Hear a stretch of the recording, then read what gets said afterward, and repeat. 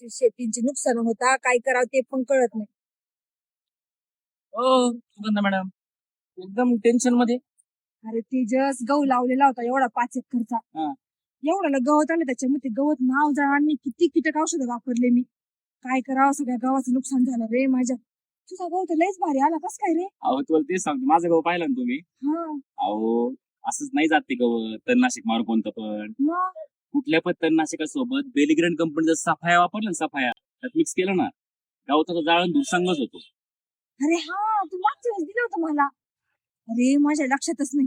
तुझ्याच ऐक ना, हा. अजून पण वेळ नाही गेलेली. तू मला मागून दे, नाही तर संध्याकाळी आणून दे बरं ते. तुमचा गहू एक नंबर येणार. तुम्हाला आजच मी सफाईची बॉटल आणून देतो, बेलिग्रँड कंपनीची सफाया बॉटल. कुठे भेटते ती?